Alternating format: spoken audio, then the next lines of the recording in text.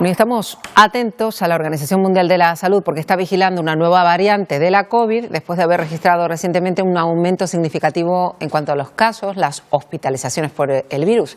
Actualmente está representando más del 10% de las infecciones a nivel mundial, así que queremos quedarnos tranquilos y siempre nos quedamos tranquilos cuando hablamos con Amos García, que está con nosotros. ¿Qué tal, Amos? Buenos días. Bienvenido a Buenos Días, Canarias. Hola, Marta, un placer estar con ustedes. Bueno, médico epidemiólogo, todos lo conocen, miembro del Grupo Permanente de la OMS para Europa. Y experto en COVID, después de tanto tiempo al frente de la lucha contra el COVID aquí en Canarias, claro. Desde luego no ha habido más remedio que hacerse un experto importante porque no había otra. Claro, somos de olvidar rápido, evidentemente, y más después de lo que vivimos, pero es verdad que se está muy atento a cualquier variación mínima que haya en la incidencia de la COVID y sus variantes, ¿no? Sí, de todas maneras, creo que debemos lanzar un mensaje de tranquilidad. Eso para empezar. El riesgo de salud pública de esta nueva variante es bajo, es muy bajo. Y además es una situación o es un escenario al que nos tenemos que acostumbrar, porque nuevas variantes van a seguir apareciendo, es la evolución normal de un proceso de estas características, van a seguir apareciendo nuevas variantes. Pero ¿qué ocurre en este escenario? Pues que ya no estamos como hace 5 años, ya conocemos mucho más del virus y sobre todo disponemos de una herramienta tremendamente valiosa para actuar sobre el mismo, que son las vacunas, que siguen siendo eficaces frente a esta nueva variante. Claro. Yo le voy a preguntar precisamente por eso, porque la mayoría de la población, bueno, tendrá 3, 4 dosis de vacunas, los que eran más jóvenes, quizá los mayores tienen alguna otra más. ¿Estamos ya protegidos o hay que estar atentos, incluso las personas de mediana edad, y seguir atentos a las vacunaciones? No, mira, una cosa que yo creo que cometimos un error al hablar de las vacunas frente al COVID es que le estuvimos poniendo un número tras cada dosis que recibíamos. Eso. Cuando lo que debíamos haber dicho es, tenemos la pauta de prima vacunación, 2 dosis, y la siguiente son dosis de refuerzo.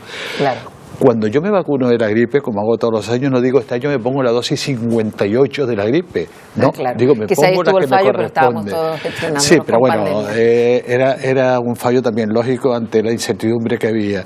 Yo creo que lo que tenemos que ser conscientes es que las vacunas frente al COVID se van a ir adaptando también a estas nuevas variantes que van apareciendo. Como pasa con la vacuna de la gripe, todos los años nos tenemos que vacunar de la gripe porque todos los años aparece un virus que tiene características diferentes. Eso es importante, asimilarlo con lo que pasa con la gripe y tener en cuenta que a día de hoy el COVID y la gripe, en cuanto a la mortalidad que pueden provocar, están prácticamente asimilados, ¿no? Exactamente, y sobre todo por eso, por la vacuna. Tenemos que recordar que tanto la vacuna de la gripe como la vacuna frente al COVID, fundamentalmente su valor más poderoso es que los que evitan son complicaciones y muerte. A lo mejor no evitan que tengamos casos de COVID o que tengamos casos de gripe, pero sí evitan que tengamos excesivas complicaciones o excesivos muertos, y eso creo que es el valor fundamental que debemos poner siempre sobre la mesa. Claro, hay que tener en cuenta que igual que pasa con la gripe, porque hay grupos de vigilancia mundiales que van viendo cómo evoluciona, cómo se elaboran las vacunas, lo mismo con la COVID o incluso más, por lo que supuso, ¿no? Efectivamente, y por eso la OMS, ante la aparición de esta nueva variante, primero dice que el riesgo es bajo. Efectivamente representa en estos momentos la NB1H81 representa un perfil que la puede hacer potencialmente más expansiva en relación a que haya un mayor número de casos, pero cuidado, este potencial incremento en el número de casos que se ha visto, por ejemplo, en el Pacífico Occidental, no va asociado a un incremento de los casos graves.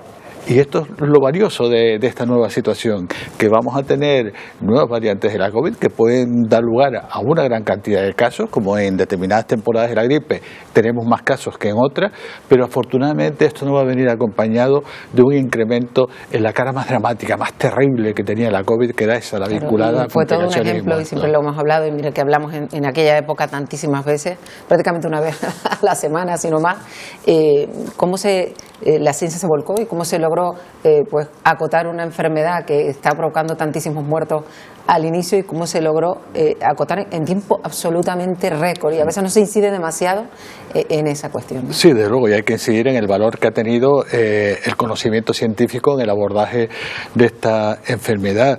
Yo creo que incluso el hecho de que dispusiéramos de vacunas en un periodo de tiempo relativamente corto fue motivo de generación de dudas dudas sobre la viabilidad de esta vacuna. Y eso era algo profundamente injusto. Es que no éramos conscientes que estábamos ante el drama sanitario más terrible de los últimos años. Es que no estábamos conscientes que todo el esfuerzo científico se volcó en la disponibilidad de la vacuna. Y no solo que eso no había ocurrido nunca, ¿verdad? No había ocurrido nunca. Y además, afortunadamente, con una financiación por parte de todos los elementos de interés absolutamente fantástica. Y me gustaría volver a subrayar que las fases de producción de la vacuna frente a la COVID siguieron escrupulosamente las mismas fases que se siguen para el resto de la vacuna. Lo que pasa es que, lógicamente, es un periodo de tiempo más corto por la situación dramática que se estaba viviendo. Claro, por eso es tan importante recordar todo lo que se aprendió y también los hábitos que han quedado en la sociedad, ¿verdad? Cosas buenas que, a juicio de Amos García, se han logrado después de la COVID. Y luego vamos con esa cuestión de los bulos, que también hay que sí.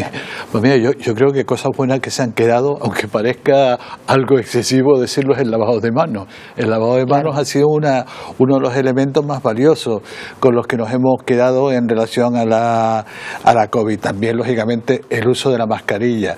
Yo me acuerdo, Marta, hace muchos años que venían aquí algunos turistas orientales, fundamentalmente japoneses, y salían algunos a la calle con mascarillas y todos nos quedamos diciendo, ¿se creerá que estamos en carnavales?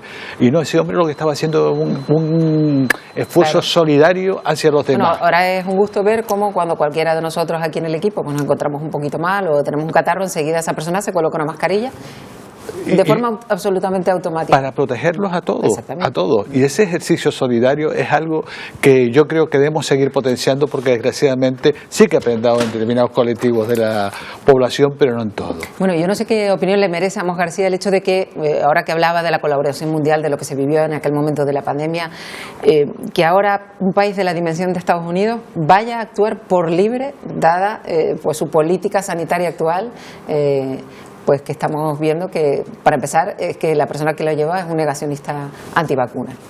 Pues me parece absolutamente desastroso porque no somos conscientes que, en primer lugar, de los primeros afectados van a ser los propios ciudadanos de Estados Unidos. El hecho de que Estados Unidos haya decidido salirse de la Organización Mundial de la Salud, siendo uno de sus principales financiadores, es un elemento que va a tener un impacto sobre la salud global terrible. Claro, que si hubiera otra pandemia, vamos, ¿qué pasaría? Porque ahora no se podría contar con esto y hubiera que actuar de nuevo y hubiera que pues mandar, por así decirlo, una vacuna para todo el mundo. Sí. Tendremos un problema. Yo creo que la realidad va a ir transformando esta medida absolutamente extraña que ha adoptado Estados Unidos, porque hay que ser consciente de que los problemas de salud son globales y hay que actuar globalmente, como muy bien acabas de decir, Marta, sobre ellos. Hay que actuar globalmente, no podemos irnos separando para actuar sobre un problema de salud. Pero es que además la OMS actúa como factor clave en la posibilidad de que los países en vías de desarrollo, es decir, con menos recursos, tengan acceso a determinadas prestaciones sanitarias que no tendrían de otra manera. Y eso, si Estados Unidos se va a suponer un problema en la financiación de este organismo y, por lo tanto, una dificultad para que esos países en vías de desarrollo puedan seguir gozando de una serie de medidas fundamentales. Y eso es lo que tiene que preocupar, y no que haya una nueva variante de la COVID, que se estudia, que se vigila. Eso nos quedamos tranquilos con ese mensaje. Nos quedamos tranquilos y lo que dice la OMS es que, por supuesto, como hacemos con cualquier otro agente virícola, lo que hay que hacer es estar vigilante, que es la misión una de las misiones que tiene este organismo. Bueno, pues Amos García, nuestro referente cuando hablamos de epidemias y cualquier variante de la COVID, gracias por estar con nosotros un día más aquí en Buenos Días, Canarias. Un auténtico placer, Marta, un auténtico placer.